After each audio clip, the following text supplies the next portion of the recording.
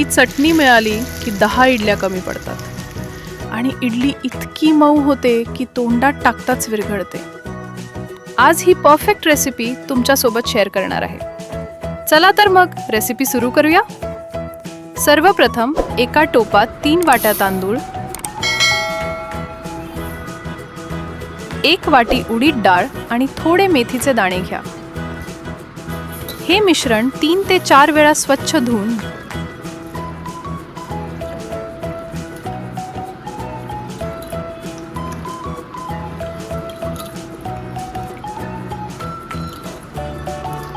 दिवसभर भिजत ठेवा.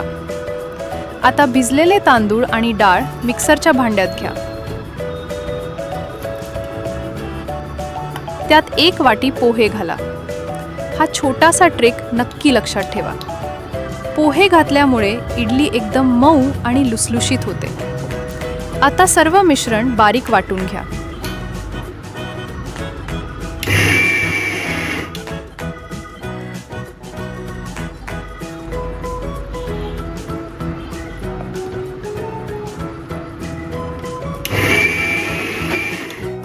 तयार पीठ एका मोठ्या भांड्यात काढा आणि रात्रभर फर्मेंटेशनसाठी झाकून ठेवा.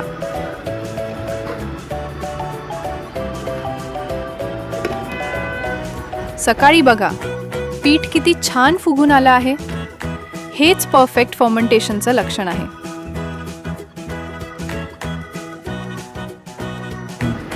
आता त्यात चवीनुसार मीठ घाला आणि हलक्या हाताने मिक्स करा. पीठ जास्त ढवळू नका, त्यामुळे इडलीची सॉफ्टनेस टिकून राहते. आता इडलीचे साचे घ्या आणि त्यांना हलकासा तेलाचा हात लावा. प्रत्येक साच्यात तयार बॅटर भरा.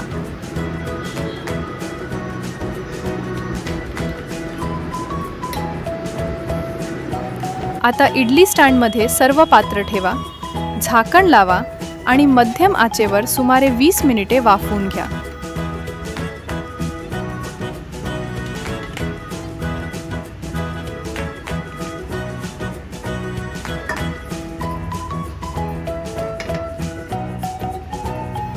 तोपर्यंत झणझणीत चटणी तयार करूया. एका पातेल्यात तेल गरम करा. त्यात शेंगदाणे घालून लालसर होईपर्यंत भाजून घ्या.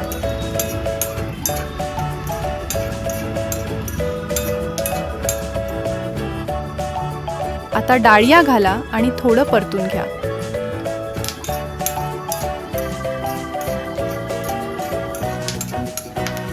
त्यानंतर हिरवी मिरची, कढीपत्ता आणि कोथिंबीर घालून 1 मिनिट परता.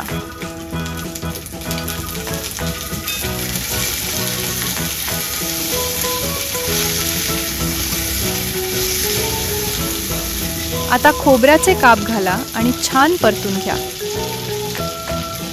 यामुळे चटणीला एकदम भन्नाट चव येते.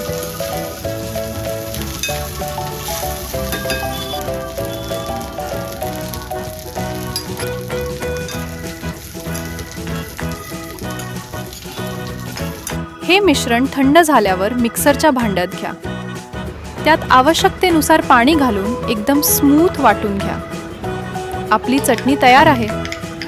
आता चटणीला फोडणी देऊया. एका छोट्या पातेल्यात तेल गरम करा.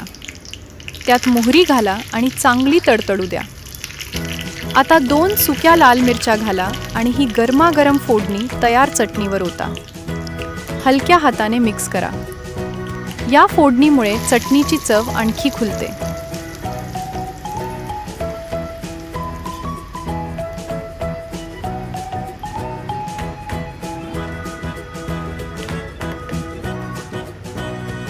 आता इडली शिजली आहे.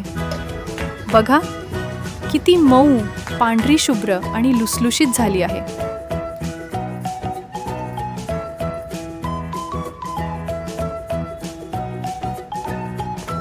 प्लेटमध्ये गरमागरम इडल्या वाढा.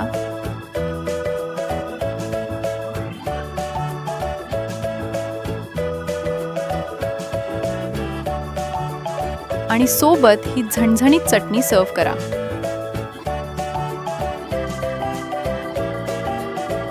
खरंच सांगते, अशी इडली आणि चटणी मिळाली की 10 इडल्या देखील कमी पडतात. तुम्ही इडलीसोबत कोणती चटणी खायला जास्त पसंत करता? नारळाची, शेंगदाण्याची की ही रेसिपी? कमेंट करून नक्की सांगा.